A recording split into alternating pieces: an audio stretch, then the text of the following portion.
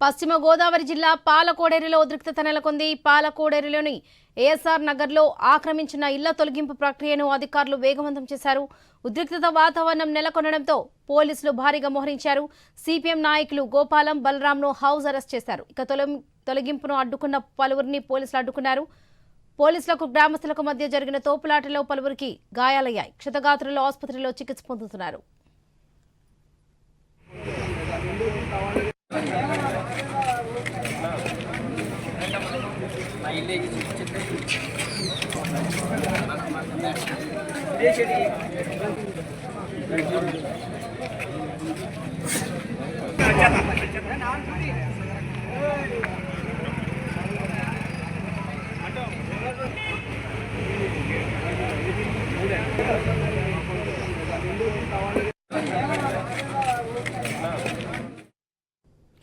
పశ్చిమ గోదావరి జిల్లా పాలకోడేరులో ఉద్రిక్తత నెలకొంది. పాలకోడేరులోని ఏఎస్ఆర్ నగర్లో ఆక్రమించిన ఇళ్ల తొలగింపు ప్రక్రియను అధికారులు వేగవంతం చేశారు.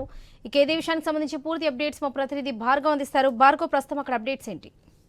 ఈశ్వరలక్ష్మి, ప్రస్తుతం అయితే పాలకోడేరులో ఉద్రిక్త పరిస్థితిగా ఉంది. నిన్న ఉదయం నుంచి కూడా అటు పంట కాలువ గట్లపై ఇరుగు భూముల్లో ఉన్నటువంటి ఆక్రమణలు తొలగించేందుకు అధికార యంత్రాంగం చేసిన ప్రయత్నాలు స్థానికులను ఆగ్రహానికి గురి చేస్తే అయితే కాలువల మీద పంట కాలువలపై కూడా ఆక్రమించుకుని ఇల్లు నిర్మించుకున్నారంటూ కూడా అటు పేదల ఇల్లు తొలగిస్తున్నారంటూ వామపక్ష పార్టీలతో కలిపి వాళ్ళు ఆందోళన ఉద్రిక్త చేయడంతో నిన్న పోలీసులకు గ్రామస్తులకు మధ్య తోపులాట జరిగి పలువురు గాయాలయ్యి ఆసుపత్రికి వెళ్ళగా చికిత్స పొందుతున్న పరిస్థితి ఉంది. ఈ రోజు ఉదయమే పొద్దున్నుంచే అటు రెవెన్యూ అధికారులు, పోలీసు అధికారులు మరోసారి ఏఎస్ఆర్ నగర్ లో ఉన్నటువంటి అక్రమ నిర్మాణాలు తొలగించేందుకు రావడంతో మరోసారి కూడా స్థానికుల నుంచి ఆగ్రహం వ్యక్తం అవుతుంది. అయితే ఈసారి భారీగా పోలీసులు మోహరించి ముందుగానే ఎవరు స్థానికులు అడ్డుపడకుండా కూడా వారిని నిలువరించే ప్రయత్నం చేయడం, వామపక్ష నాయకులు అరెస్టు చేసి వారిని గృహ నిర్బంధం చేసి బలరాంని గాని గోపాల్ని గాని ఇంటికే పరిమితం చేయడంతో ప్రస్తుతం అక్కడ ఉన్నటువంటి ఆక్రమణలు జేసీబీతో పడగొట్టేటువంటి పనులు కూడా జరుగుతున్నాయి. అయితే ఎట్టి పరిస్థితుల్లో ఆక్రమణలు ఉండకూడదంటూ కూడా అటు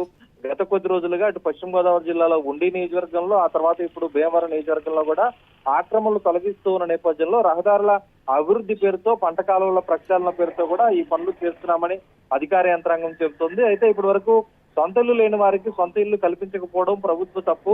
అటువంటి సందర్భంలో ఆ ప్రజలు పేదలు ఎవరైతే ఉంటారో వారు నిర్మించుకున్న గుడారాలు, పాకలు కూడా కూల్చివేయడం ఎంతవరకు కరెక్ట్ అనేది కూడా ప్రజా సంఘాలు ప్రశ్నిస్తున్న పరిస్థితి కూడా ఉంది. ఈ తరుణంలో ఈ రోజు ప్రస్తుతం అయితే పాలకోడేరులో ఉద్రిక్త పరిస్థితి ఇంకా కొనసాగుతుంది. ఉద్రిక్తతల నడుమ జేసీబీలతో పేదల ఇల్లు అయితే కూల్చివేస్తున్న పరిస్థితి ఇంకా కొనసాగుతుందని చెప్పుకోవచ్చు. వరలక్ష్మి.